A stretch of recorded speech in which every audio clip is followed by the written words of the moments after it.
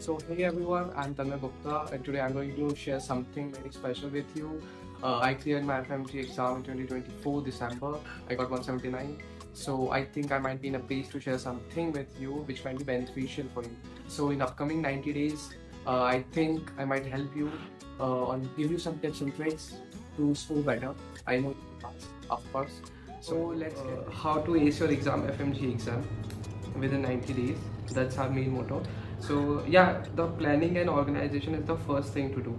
So always remember that if you have studied already from all the subjects or most of the subjects from your particular source material, whether it may be prep ladder, marrow, or anything else missed, then stick to it. In the last 90 days, don't change your course material.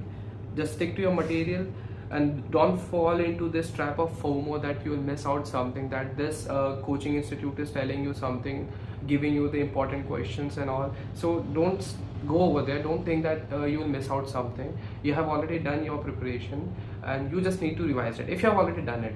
All right.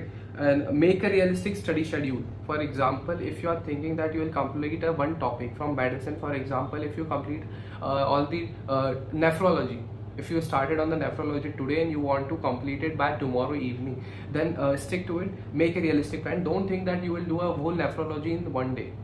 You might do it, but you will not remember it. So in the last 90 days, I'll be sharing some of the day wise plan in the future video, but for now remember this. The second thing is about active learning and technique. So how you are learning, just passive reading will not cut it anymore. So you have to do some active learning. And how will you do it? Try to write it down, whatever you have learned. Just after the whole topic, write down the important points which you think are precious, or it might come into the exam. Just think of it like that. There might be typical topics, for example, electron transport chain and their inhibitors. So you have to learn it multiple times. So try to speak out loud. So it will help you not to get diverted to another topic or another things. You will not get distracted. All right. And also another thing, if you are at your home, then your sibling might help you. How will she? Just ask her or ask him to sit down and ask you some important tables which is a little bit harder to learn. So let's talk about effective note taking. If you have created the 20th notebook of yourself already, then it's great. And if you haven't till now, then it's a high time to create it and put some important tables and important definitions and important concepts over there. Make some mind maps over there, just so that you will remember those things in the last few hours, in last few days, 7 days. That notebook will be the most helpful thing, and you will thank yourself for creating that notebook. The PYTs, just put them into that 20th notebook. All right. So try to create mind maps. For example, I'll show you how I did it. See, from this slide you can see that I used to create these mind maps. I will not say it's a mind map, but I used to just put lines out from a singular topic. For example, here the nephritic syndrome, and I put the lines out for the IRGN, from PSGN, what is PSGN, and how the what can be the causes and how the investigations will work. For example, similarly in the MPA and EGPA, eosinophilic, and this MPA and granulomatous vagus. See, I have just created the important points from these lines. Try to do this in the 20th notebook. Try to compare temporal arteritis, Takayasu arteritis on the basis of the important points. This is just an example which I'm trying to tell you, which I'm trying to convey to you.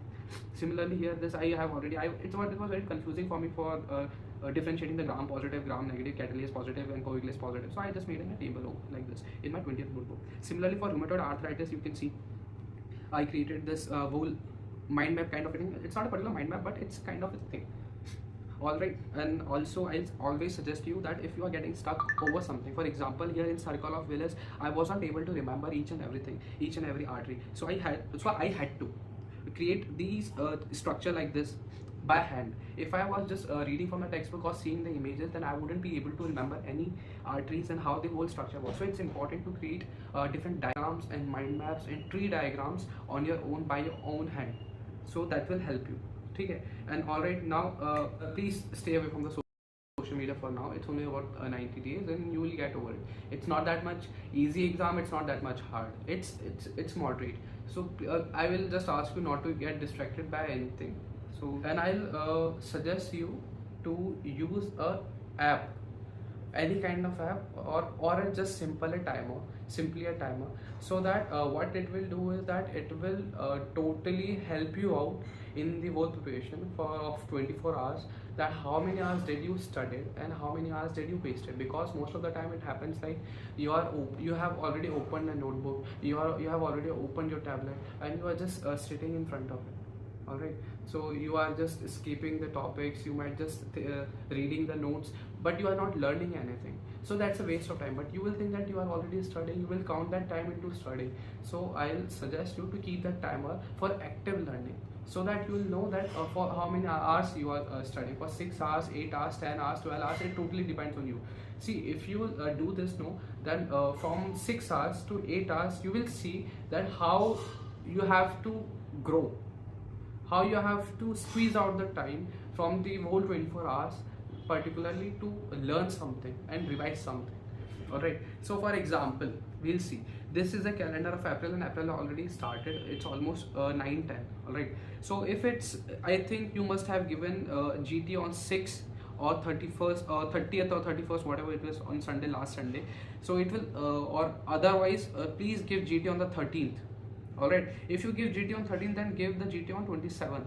Give 15 days gap, do it fortnightly. All right, for this April, and for the May, just do it fortnightly. What you will do is, when you will do this give GT fortnightly, you will get 2 weeks time, this whole 2 weeks time, to reconsider all the questions, to recall all the questions, to reconcile all the questions which you have omitted, or which you might have incorrect, you might have got incorrect. All right, or which you must have doubt in it. So please give at least this much of time, so that this will help you out. All right, if you have given GT on the 13th, try to give GTs on the 30th Sundays. All right, next, for example, similarly in the month of May, I'll ask you to give GTs on Sunday 4 or 18th, or otherwise give GT on 11th or 25th.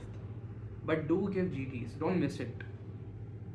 And you'll get a plenty of time to see the questions which you have marked wrong, or which might you have doubt in it.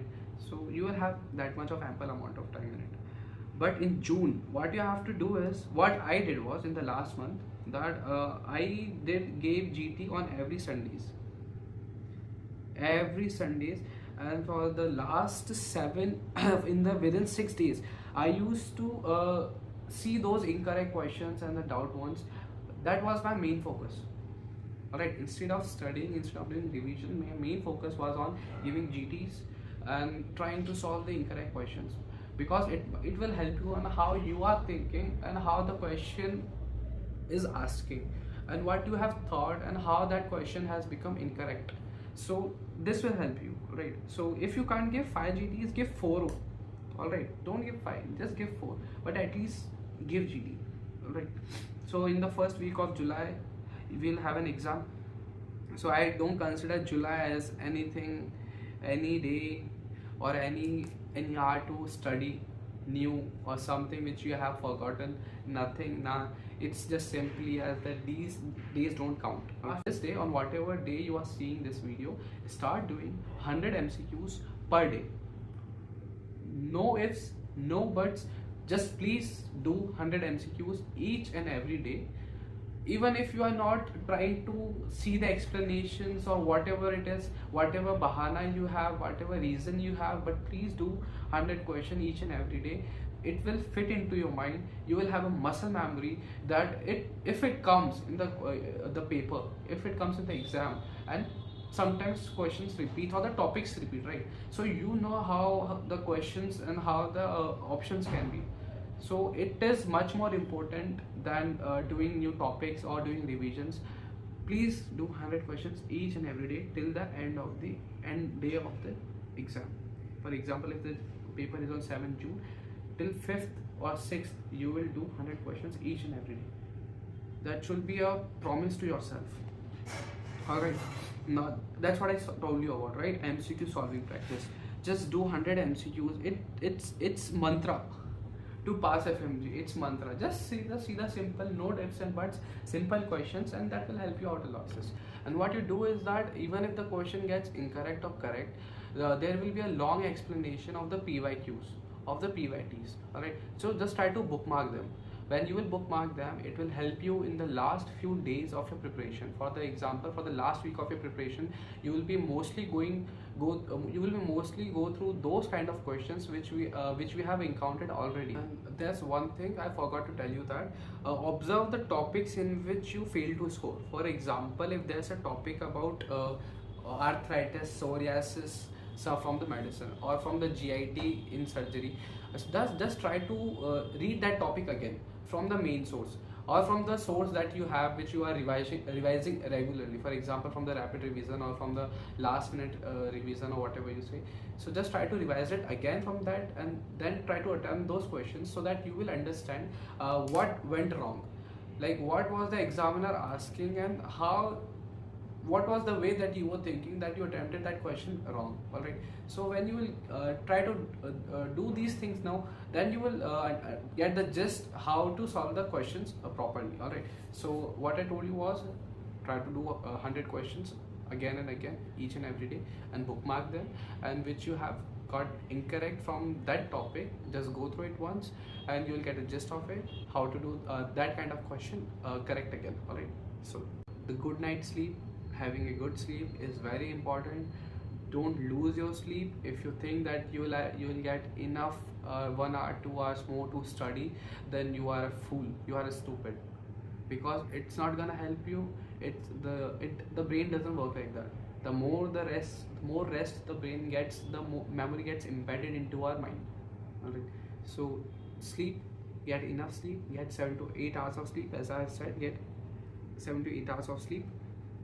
And just before sleeping, try to recall important images. For example, make a folder in which that you have particular images of important topics.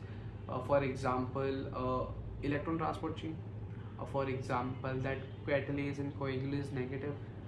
For example, from surgery, that images of achalasia cardia, Barrett's esophagus, and another, these kind of things, which is on spot. So make folder of these kind of things, make folder of these kind of images, and just before sleeping, right away, before half an hour, before 15 minutes, try to go through each and every one of them. Alright, so what it will do is that it will create a memory in your head.